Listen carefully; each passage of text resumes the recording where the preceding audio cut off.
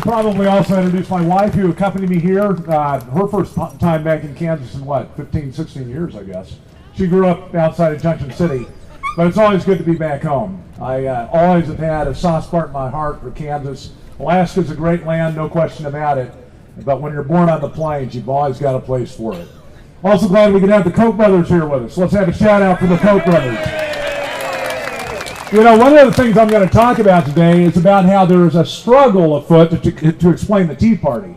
And you got people all over the place. In fact, I was asked by the Salina Journal earlier this afternoon about kind of the origins of the Tea Party. And there's this understanding, at least in the popular press, that somewhere somebody had to have funded this thing, or, you know, there's got to be some sort of political machine behind it. But I got to tell you, in my race, and I can only talk from my own, the people on the ground in Alaska had never been involved in politics before. It was a grassroots movement that was a result of the outrage over where the federal government is headed. And I know that you guys share that outrage, or you wouldn't be here today. Now, I was going to get a little bit into who is the Tea Party, but we already had a fantastic rendition of that. It's everybody. It's you, it's me. But typically, it's a person that really never has been involved. And I will tell you, it's somebody that has no quid pro quo whatsoever. There is nothing going in my hand for changing and restoring liberty in this country. The only thing that's coming back to us is a future for our children. And I got to tell you, why are we awakened to what's going on in this country? Well, I can tell you in Alaska, it's when I wake up in the morning and I find out I can't burn wood in my stove because the EPA has put some ludicrous regulation in place that says the federal government says you can't burn smoke. And I see we got a couple of other Alaskans here with us, and you can feel for that too. I appreciate you coming out. Thank you. But the federal government is out of control. And when we talk about what the Tea Party is going to do, we're talking about a complete change in our approach to D.C.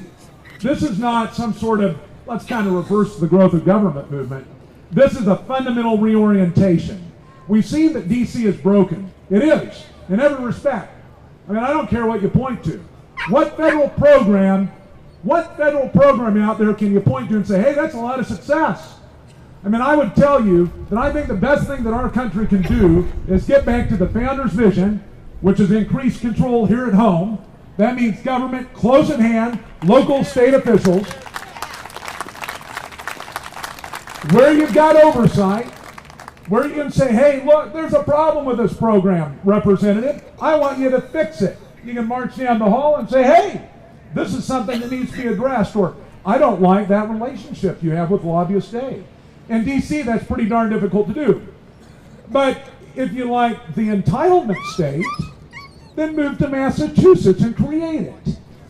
But then also, you get to take the debt created by that and put that on your shoulders. Don't ask the federal government to bail you out.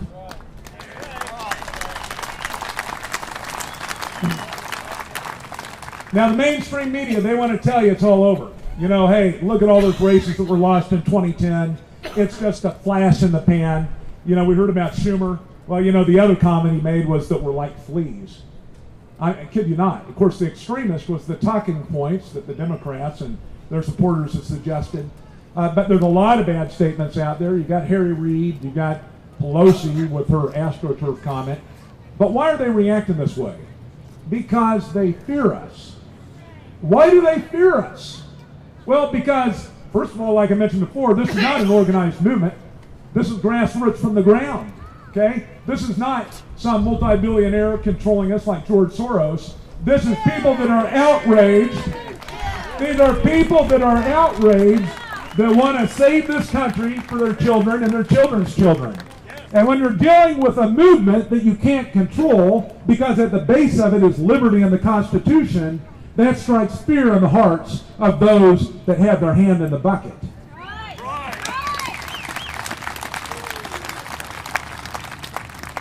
But the left doesn't like us, and neither does the media to a large extent. And so they come up with these crackpot polls. I saw one on CNN the other day. Suggested we were a minority. That, you know, it was just a very few people, flash in the pan type thing. They're going to go away. I think that's kind of Harry Reid's view. That, you know, eventually the economy is going to get good. I guess nobody heard about the downgrade today. How many heard about what Moody's did today? First time in American history. Our debt, even though the debt bond rating has not been reduced, our outlook has been reduced from stable to negative. First time in American history. Now, when that bond rating goes down, the cost of our debt goes up. That's inflationary. And you think you're going to be able to keep this house of cards standing? This dependency entitlement state standing? No, it's going to come down. And that's why we've got to be in place, not just to catch it, but hopefully to change it before that collapse comes.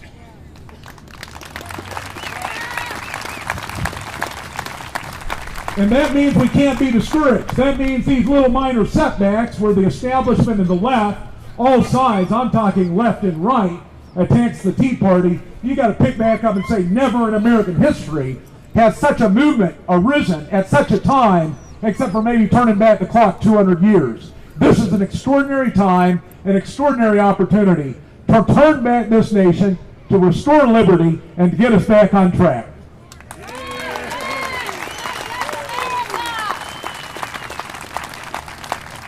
But you know, the left knows it. The Huffington Post the other day wrote this was last week. And listen to what I'm saying here. Once again, the unpopular views of a minority have been imposed on the majority. This was said in respect to the budget deal that passed through the $38 billion cut. Then they follow on a few sentences later in the same article. But progressives in this country should be asking themselves a serious question. Why does the Tea Party seem to be so more effective than the left as a movement? Huh? Well, obviously they're afraid of us, but they also know that we are effective.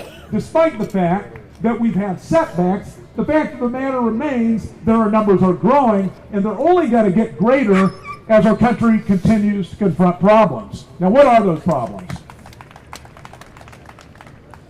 Well, the problems are pretty deep set. Now, I was encouraged the debate has been changed in D.C. Thank you, Representative. I think the fact of the matter is that people are finally getting their heads screwed on straight to a certain degree. But I'm going to say some things that are going to be offensive probably to some. $38 billion. CBO says $352 million as of September 30th. We are screaming to the edge of the cliff at 90 miles per hour. We might have slowed the car by about 1 mile per hour. The terms of the debate have been changed, but if we continue at this pace, we're done. We can't continue to depend upon the foreign entities that are upholding our debt level. You know, you've already got the Chinese, the Russians, the Indians, you know, those emerging economies, even some of the more advanced economies saying, we aren't going to continue to buy your debt. We don't depend, we don't believe that you're going to be able to pay it back. Or they may be concerned that we're deflating the value of that debt because we're inflating our money supply. That's what quantitative easing is. We're basically printing money. And that hurts those that hold our debt. So what happens if they stop buying our debt? If they quit propping up the entitlement state? Well, the end result of that is collapse for us. You know that of every dollar spent, over 50 cents goes to the entitlement state and servicing the debt. Over 50 cents. Now that dollar, over 40 cents is borrowed. That's an outrageous figure. Absolutely outrageous. It's one that's not sustainable. Now put on a couple of other figures. The United States used to be the leading steel producer in the early 90s. Where do we stand vis-a-vis China today? China manufactures almost 10 times more steel than we do. Our manufacturing base going overseas. Our economy, services base. The extractive industries are gone. Oil and gas, we've got the capacity in this nation to produce all the hydrocarbons we need. But we've killed that sector of our economy. Because we've got right now somebody in the White House that I think likes doing it, to be quite honest.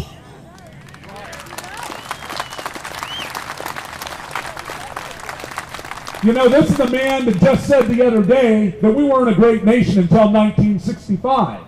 He listed off all of our entitlements and said, hey, you know, but for those entitlements, we'd be in the bucket. We wouldn't be a great nation. Well, I've got news for that president. He's bad for America, and we better change him out in 2012.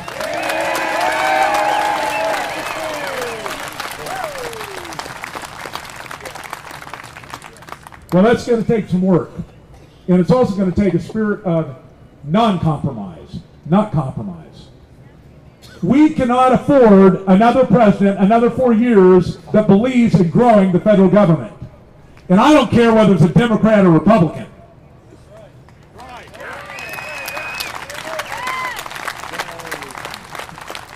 We cannot accept the argument that we'll just compromise a little bit. That's what's been going on in the last 20 years, and it's killing us.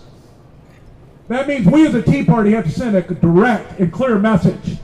We will defeat you in the primary if you do not represent our values.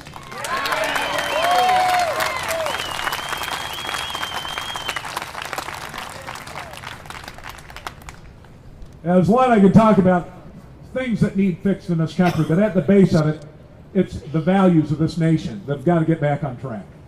You know, we want it still from future generations if we had that good, solid Judeo-Christian value of thou shalt not steal. Fundamentally, all problems can trace their way back to that, folks. Why do we believe in something other than the rule of law? Why do we say it's okay to twist and turn the Constitution and say it means something it does not, unless we've abandoned those values? The rule of law is what this nation was founded on. That is the Constitution. Fundamentally, we must get back to it.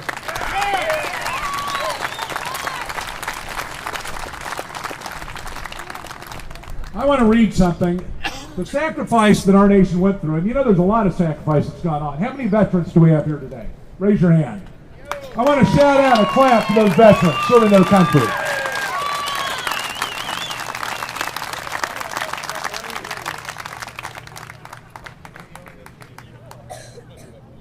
But what about the sacrifice? I'm going to read something because it put more eloquently than I can, and frankly, it's probably a little more accurate than my memory from school here at Salina Central would help me with. But the 56 signers of the Declaration, they went through a nightmare. Almost every one of them. And it's that kind of sacrifice that we've got to remember in the struggle that you and I are joined in. 5 of the signers of the 56 were captured by the British, as traitors and tortured before they died. 12 had their homes ransacked and burned. 2 lost their sons in the Revolutionary War. Another 2 had their sons captured. 9 of the 56 died or fought from wounds or hardship of the Revolutionary War. And what kind of men were they? Were they, you know, just common everyday men? Some of them, but most of them were highly educated. 24 were lawyers and jurists, 11 were merchants, 9 were farmers, large plantation owners, men of means, well educated. But they signed the Declaration of Independence knowing full well that the penalty would be death if they were captured. Carter Braxton of Virginia, a wealthy planter and trader, saw his ship swept from the seas by the British Navy. He sold his homes and properties to avoid debts and died in rags. Thomas McKean was so hounded by the British that he was forced to move his family almost constantly. He served in Congress without pay, and his family was kept in hiding. His possessions were taken from him, and poverty was his reward. Vandals or soldiers or both looted the properties of the Ellery, Clymer, Hall, Walton, Gwinnett, Hayward, Rutledge, and Middleton. At the Battle of Yorktown, Thomas Nelson Jr. noted that the British General Cornwallis had taken over his very own home. The owner quietly urged George Washington to open fire on his own home, and it was destroyed. He later died bankrupt. Francis Lewis had his home and properties destroyed. The enemy jailed his wife, and she died within a few months. John Hart of New Jersey was driven from his wife's bedside as she lay dying. Their 13 children fled for their lives. His fields and mill were laid to waste. For more than a year, he lived in forests and caves, returning home to find his wife dead and his children vanished.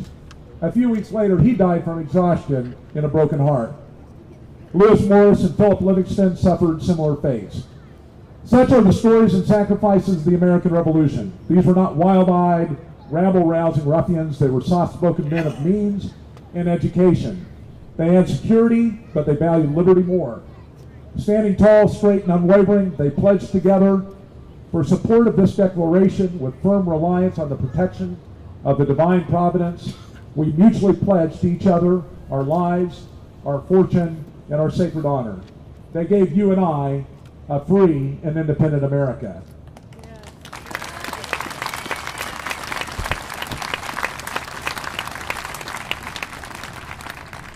These sacrifices cannot be made in vain. The destiny of this nation is absolutely to remain the bright, shining city on a hill.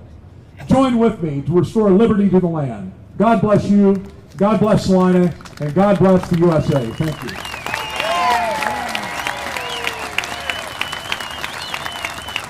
Thank you, Joe Miller. Joe Miller.